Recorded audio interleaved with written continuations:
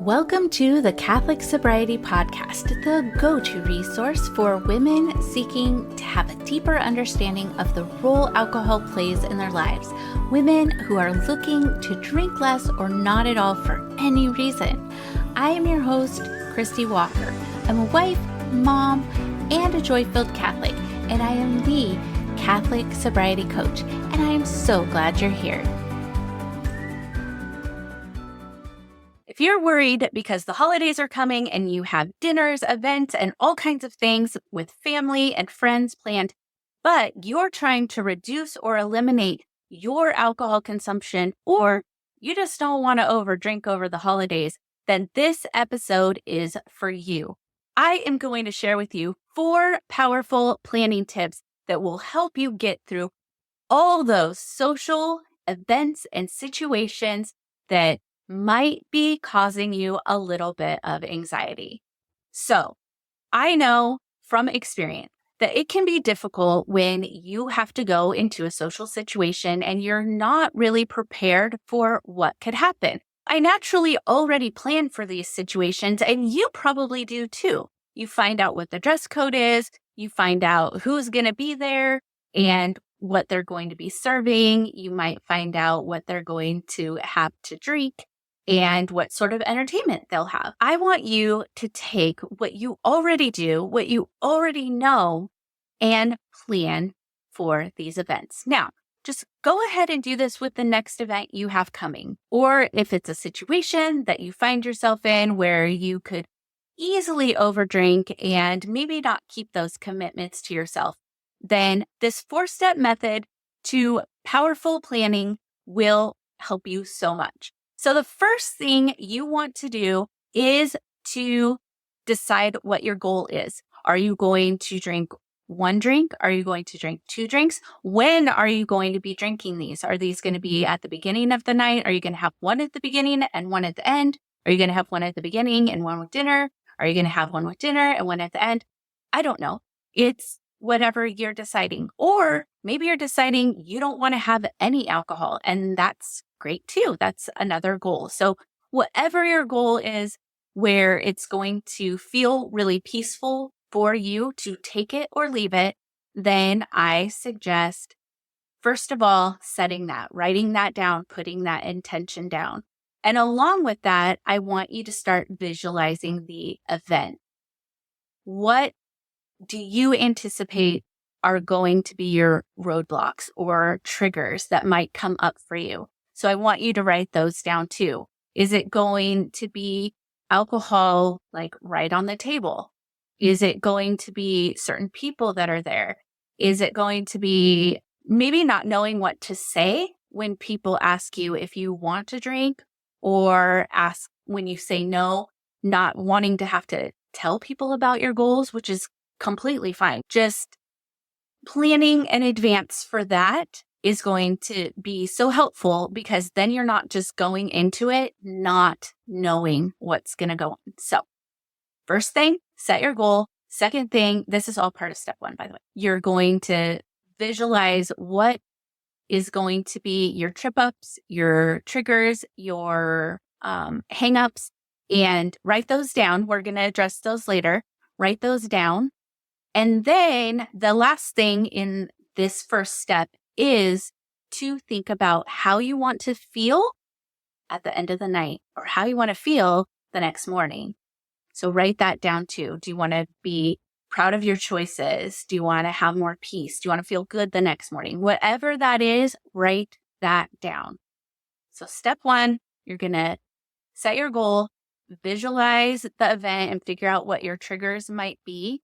Decide how you want to feel at the end, what you want the result to be from the end of the night and all your hard work. Okay, now for step 2, I want you to think about what you are willing to do to keep that commitment to yourself. That could be, are you willing to bring your own drinks? Are you willing to, if you've decided just to have 1 or 2 glasses of wine, are you willing to then put that bottle of wine away where you won't have access to it, or it will be kind of out of sight, out of mind? Are you willing And I know this hurts because every time I suggest it, people are like, oh, Christy, like, I can't even imagine that. But are you willing to drink what you've promised yourself you're going to drink, like, and stick to that? If that's 2 glasses of wine, are you willing to either give that bottle of wine away or pour it down the sink? I know that might have hurt your heart a little bit, but if you are really serious about your commitment to reducing or eliminating alcohol, then you will do whatever it takes to root that out, including wasting wine. So it may have to be done. It may not have to be done if you can give it away or put it somewhere else where you're not going to be tempted by it. So what are you willing to do? That's what I want you to think about. Are you willing to be uncomfortable? Are you willing to have tough conversations? Are you willing to leave if things aren't going that great and you feel super tempted, like at any moment you could drink? Either you leave or you drink. So just write all those things down. Those are just some examples, but you just have to figure out what you are willing to do and what is going to work for you. The third step is I want you to think about what you are not willing to do. Are you not willing to have a tough conversation with somebody and feel those feelings? And if you're not willing to do that, what are you willing to do instead? So you might go back in. As you're filling these in, you'll probably do it simultaneously. Like, what am I willing to do? What am I not willing to do? And then as you think of what you're willing to do, it may spill over into what you're not willing to do. So step 1 and step 2 very often just kind of are done at the same time. So just know that if you're doing that, it's totally okay. If you want to separate them, totally fine too. Then the last step is to have an exit strategy. Now, I know it can be very difficult to exit. I actually was just doing some group coaching yesterday in my 30-day alcohol reset, and we talked about this exact topic. And the woman said, like, I could exit as far as like going for a walk. I could go outside. I could go and play with kids.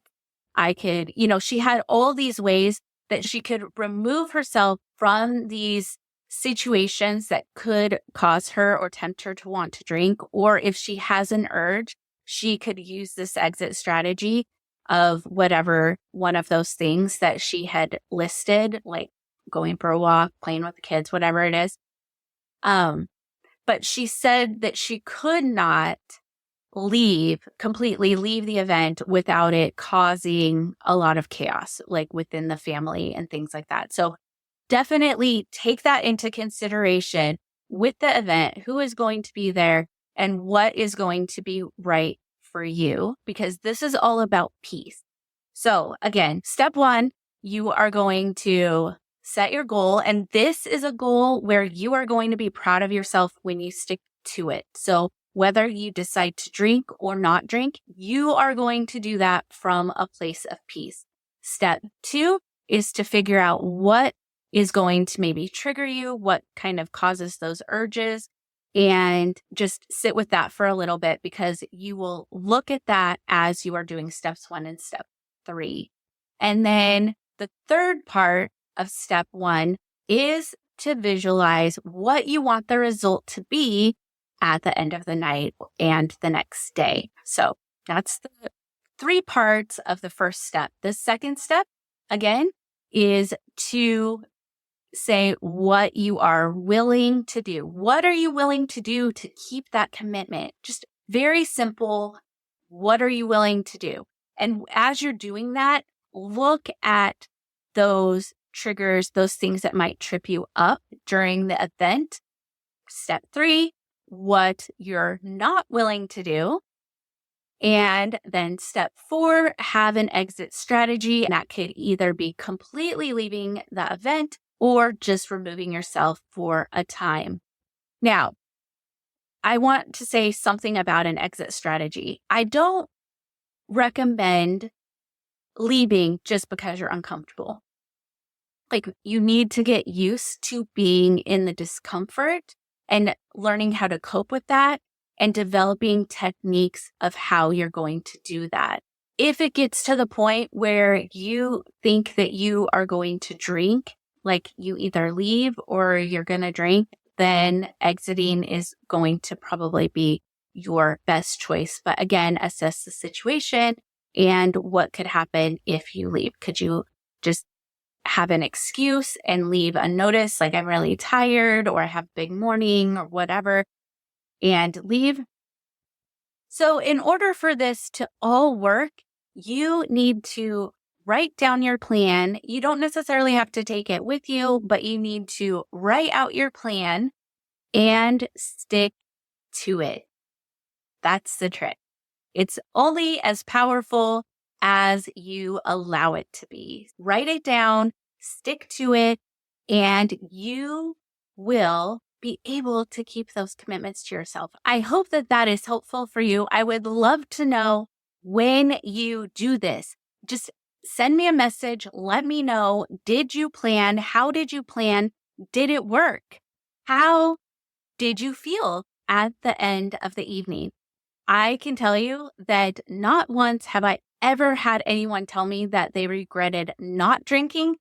Had a lot of people, pretty much everybody that I've worked with, tell me that they have regretted drinking. And by that, I mean over drinking. If this episode has been helpful for you, I think that you'll find episode 103 to be very helpful as well. And that episode is how to drink less this holiday season. Well, that does it for this episode of the Catholic Sobriety Podcast. I hope you enjoyed this episode, and I would invite you to share it with a friend who might also get value from it as well. And make sure you subscribe so you don't miss a thing. I am the Catholic Sobriety Coach, and if you would like to learn how to work with me or learn more about the coaching that I offer, visit my website, thecatholicsobrietycoach.com. Follow me on Instagram at the Catholic Sobriety Coach. I look forward to speaking to you next time. And remember, I am here for you. I am praying for you. You are not alone.